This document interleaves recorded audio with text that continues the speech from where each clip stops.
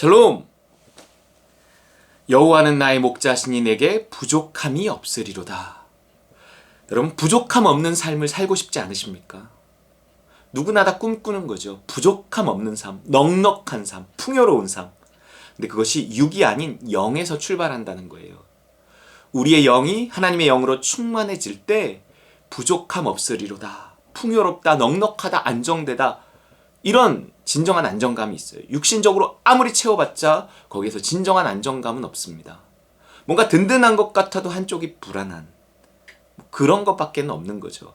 그러나 정말 진정으로 든든하고 그러니까 눈에 보이는 이렇게 문제들이 없을 때가 어디 있겠습니까? 돈이 아무리 많은 사람이라고 해서 뭐 문제가 없겠습니까? 가정의 문제, 자녀의 문제, 건강의 문제, 심지어 이 늙어간다는 것 자체는 누구도 막을 수 없단 말이에요. 어떤 돈으로도 어떤 능력으로도 막을 수 없어요. 죽음이 가까이 온다.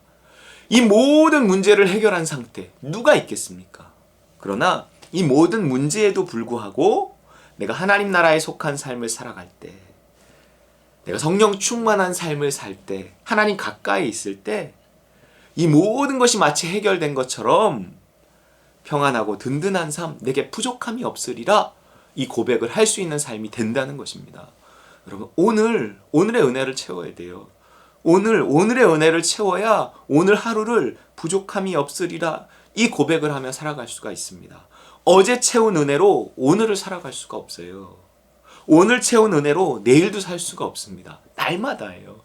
광야에서 만나를 주신 것처럼 날마다 거두러 나가야 돼요. 물론 이제 뭐 안식일 전날에는 안식일에 쉬어야 하니까 이틀치 거뒀다고는 하지만 우리는 기본적으로는 매일 그분과 교제해야 합니다. 그런데 이 부족함 없는 삶, 우리 영혼이 채워지는 삶, 우리 영혼이 안식 가운데 들어가는 삶, 그 삶을 위해서 하나님과 가까워지기 위해서 반드시 필수 조건이 무엇이냐면 여호와가 나의 목자가 되는 거예요. 인도하심을 말하는 겁니다. 그분을 믿고 그분을 따르는 거예요. 여러분, 지금 여러분의 삶에 부족함이 있다면 그것은 돈이 없기 때문이 아니에요. 여러분 영혼에 하나님의 영이 충만히 채워지지 않기 때문에 그렇습니다. 하나님의 나라에 속해 있지 않기 때문에 그래요. 그렇게 된 이유는 뭔가? 내가 성령 충만하지 못한 이유는 뭔가? 내가 하나님 나라에 속하지 못한 이유는 뭔가?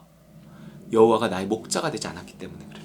뭔가 믿음을 따라 하루하루를 살지 못했기 때문에 우리 안에 공허함이 생기는 거예요. 돈이 있건 없건 뭔가 부족함이 느껴지는 거예요.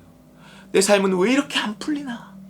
자꾸 이렇게 생각이 드는 건 여호와가 나의 목자가 되지 않았기 때문에 그렇습니다. 여호와가 나의 목자가 되어서 그분의 음성을 듣고 순종하는 삶에는 반드시 그 영혼의 만족이 있어요. 그런 육신의 물론 필요도 하나님께서 채워주시죠. 내게 부족함이 없어요. 먹을 것과 입을 것이 있은즉 족한 줄로 알라 하신 말씀이 이루어지는 삶. 가난하지만 행복한 삶. 그렇다고 해서 반드시 또 가난한 것만은 아닌 삶. 가난함에도 불구하고 가난할지라도 만족함이 있는 삶, 부족함이 없으리라 고백할 수 있는 삶. 그 삶으로 우리를 인도하신다는 거예요. 가난으로 꼭 인도한다는 것은 아니에요. 하나님께서 우리의 필요를 채우시고 또 넉넉히 채우실 수 있는 거예요. 그것은 그분의 주권에 있고 또 나의 은사에 있고 또 나를 통해서 하나님께서 어떤 일을 하느냐에 따라서 나에게 채워지는 물질은 달라질 수 있습니다. 그러나 내가 그 물질을 의지해서 부족함이 없으리라 이런 고백을 하려고 하면 하나님께서 가급적 그 물질을 채우지 않으세요. 있더라도 자꾸 새나가게 하시겠죠. 왜냐하면 그 물질을 의지하는 그 너의 삶을 돌이키라는 거예요. 하나님을 의지하는 삶으로 돌이키라는 거죠. 물질이 빠져나가. 내가 물질을 의지하고 있는데 물질이 빠져나갈 때 얼마나 두렵겠습니까? 그렇기 때문에 내가 그 두려움 가득한 삶을 살지 않게 하시려고 변함이 없고 영원하신, 물질은 영원하지 않아요. 이 세상도 영원하지 않습니다. 그렇기 때문에 영원하신 하나님을 의지하며 살 수 있게 하기 위해서 내가 의지하는 모든 것들을 이렇게 흔들어 놓으신다는 거죠. 오히려 예수 믿으면 가난해질 수 있어요. 오히려 처음에는. 왜냐하면 내가 믿는 것을 하나님께서 거두어 가시는 것입니다. 흔들어 놓고 이건 믿을 만한 것이 아니구나 라고 생각하게 해서 믿을 만한 하나님을 더 붙들게 하기 위해서 흔들어 놓는 거예요. 여러분, 우리의 눈에 보이는 삶, 물질, 자녀, 직장, 건강, 무엇이든지 내가 믿고 의지하던 것이 흔들리면 가장 먼저 해야 될 건 하나님을 붙드는 것입니다. 하나님을 더 붙들고, 하나님, 내가 이거 믿을 만한 것이 아니었군요. 하나님, 내가 이거 믿고 살았습니다. 그러니 흔들리니까 이렇게 힘이 듭니다. 하나님 용서해 주시고, 하나님, 내가 보이는 것을 의지했던 것을, 사람을 의지했던 것을 용서해 주시고. 배신당하는 것도 마찬가지예요. 배신은 믿는다는 사람한테 당합니다. 왜 배신을 당할까요? 믿었기 때문에. 이게 우상이기 때문에 그렇습니다. 내가 하나님 아닌 다른 것 믿었기 때문에 자꾸 상처받고 배신당하는 거죠. 믿지 말아야 돼요. 왜 하나님만을 믿어야 돼요. 그런 자꾸 배신당하고 상처당하고 흔들리는 일이 있으면 다시 회개하고 하나님 찾아야 돼요. 내가 하나님만 믿기 원합니다. 하나님을 의지하기 원합니다.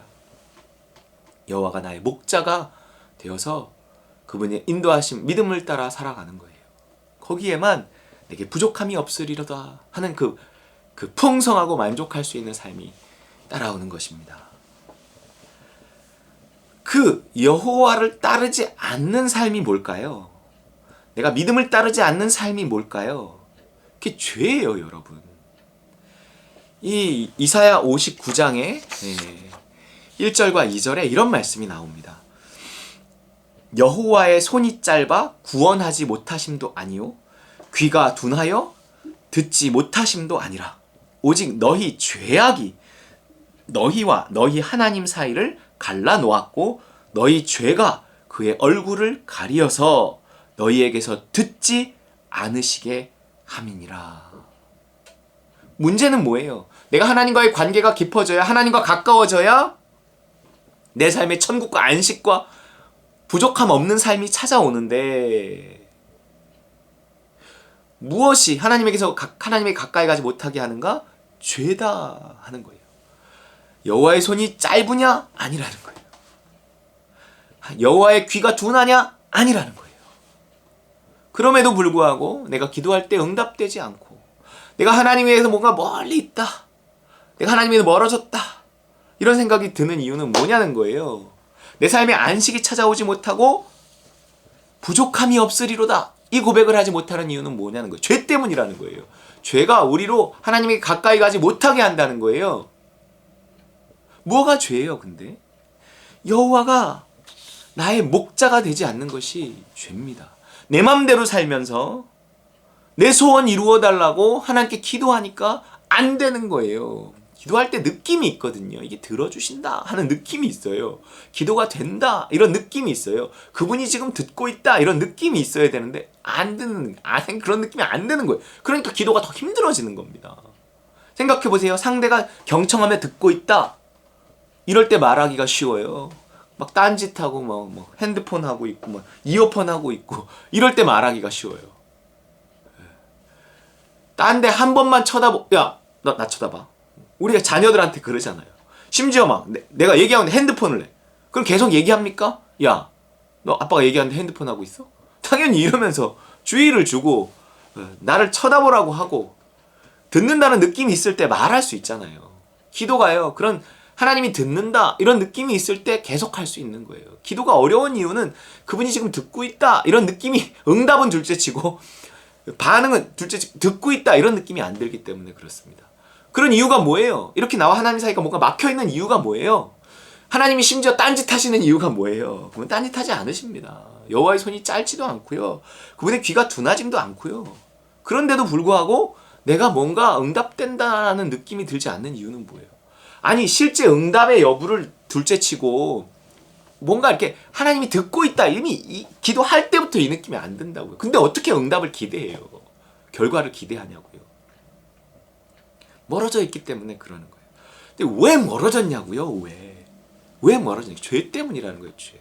그러니까 뭔가 죄란, 믿음을 따라 행치 아니한 모든 것이 죄라니까요. 여호와가 나의 목자가 돼서 그분께 묻고 그분께 순종하는 길을 가야 하는데, 모든 걸 묻나요? 모든 걸 물어야 돼요, 사실.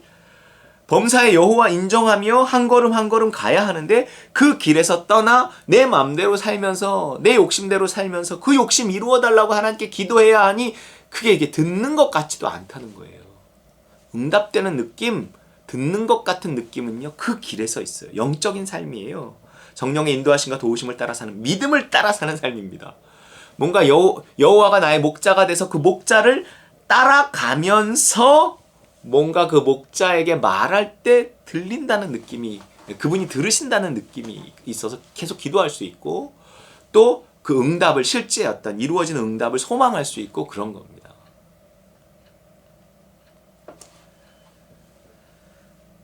여호와가 나의 목자가 되어서, 여호와가 나의 목자가 돼서 그분의 음성을 날마다 들으며